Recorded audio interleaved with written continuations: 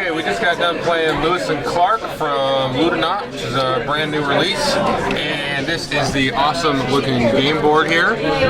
Basically what you're trying to do is move your scouts up along this river here. So you start down here in St. Louis, covered up by some supplies there. So you go up St. Louis and you move your scouts up, and then you go through the Rockies there, and then some more mountains, and you try to get over to Fort Clatsop, and you try to make camp, and the camp is these little things here. So what you do is you play a ton of these cards. You get these cards here, some of these at the beginning of the game, and these just do all kinds of things. I'm not even going to try to explain it, but you basically play the card for the action.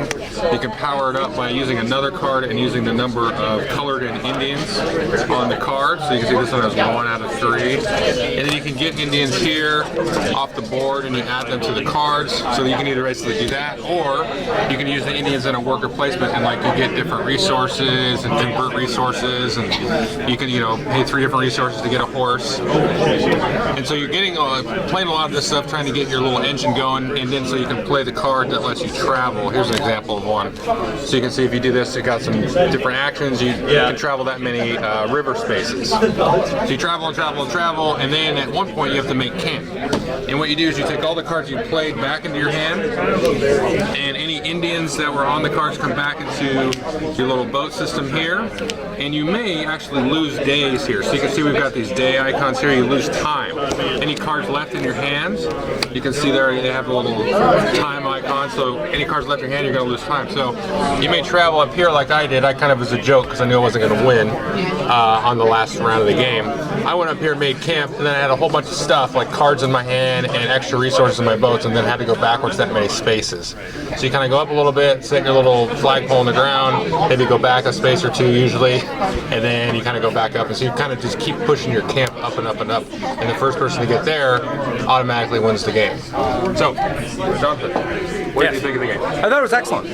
Really felt different from any other game. A lot of combos, a lot of variety with the cards, pretty thinky, and a tight finish. It was a good game. Yeah, it's very tight. Yep.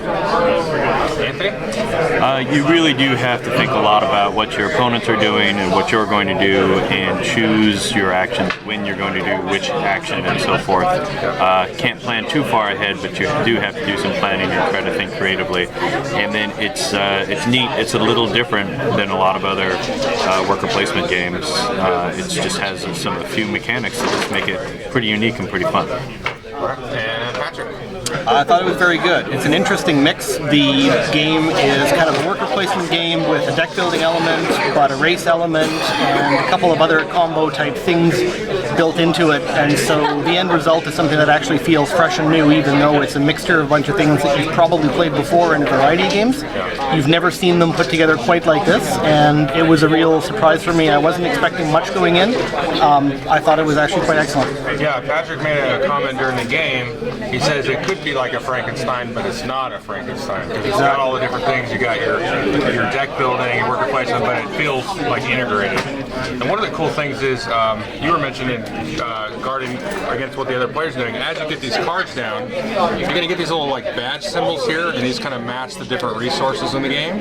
So when you do a sort of a resource generation thing like here, it says you basically do like a collection of this or this, you look at all the badges that are face up on the cards currently in play, the players to your left and right, and then that's going to add to the amount of resources you're going to collect here on your board.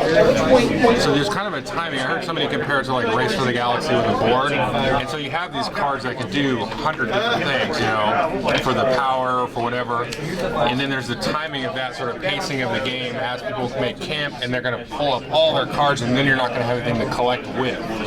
So that's pretty cool. And the other thing is, as you place these Indians out here, there's one card that everybody has in their deck. You take all the Indians here, collect them in the center, you grab them all, and then you put them all down here. Well, now there's no more workers for anybody to get. So there was a couple times in the game where Anthony, he couldn't get any Indians to save his life, and there was towards the end I couldn't get any Indians to save my life. So that whole like sort of timing dynamic really is a huge part of the game. All right, so that is Lewis and Clark. Thanks, guys.